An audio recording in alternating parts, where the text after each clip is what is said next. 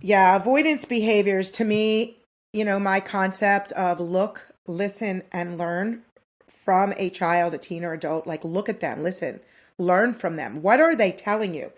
In this particular case, this third grade student is basically saying, I am not comfortable. I don't want to be here. I feel awkward. I feel this isn't working for me. So I am going to avoid this uncomfortable feeling. And having restroom breaks is an example of that. I need to go to the bathroom. That is an excusable excuse. A teacher is not going to say, no, you can't go to the bathroom. So this student has figured out, if I asked to go to the bathroom, I am removing myself from this uncomfortable feeling. And even if they're going or not going, they're getting that reprieve. So what I would want to know is, why are they avoidant? What is being missed with this student? So again, I go back to, yes, I understand this child has selective mutism. Yes, I understand she's not speaking. Why is she not speaking? What are her stages of communication? What are we doing to help understand her? But what are we doing to accommodate this child's anxiety, which is clearly their avoidance?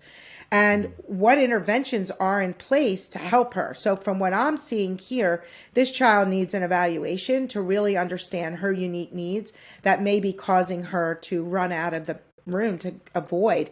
Is there peer pressure going on? Is this child not functioning academically to the level that this child feels comfortable? Does this child see her peers starting tasks, completing tasks, doing schoolwork, and she is not doing that? She is feeling anxious. She's not able to perform. Are there learning issues involved? Like, what's going on? Like, I know nothing about this student. And that is why, to me, we treat a person and not a diagnosis. So, what are other examples of avoidance behaviors besides going to the bathroom numerous times per day? Other examples are actually disruptive avoidant behaviors.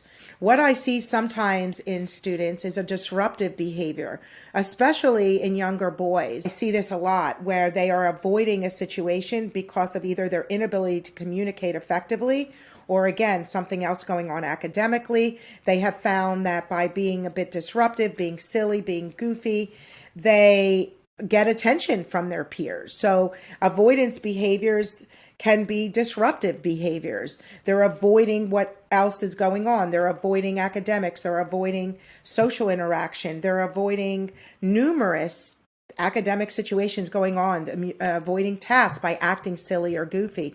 Maybe they're shutting down. Another form of avoidance is complete shutdown. Some students, especially as they get older, may put their hoodie over their head. I've had teens where the teachers will say, she's sitting there with a hoodie. We can't even see her face. Her face is down. She's not doing her work. Those are avoidant behaviors. So they may not be leaving the room, Brandon, but they may be in the room and completely avoidant by shutting down and being non-communicative. Got it. Okay, that's helpful.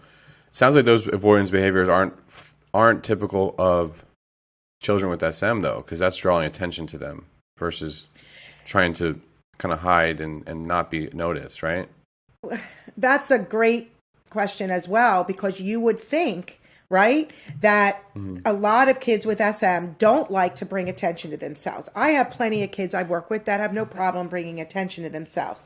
But the typical child with selective mutism, especially with a social anxiety tendency, you're right, they don't want to bring attention. They almost want to kind of blend in.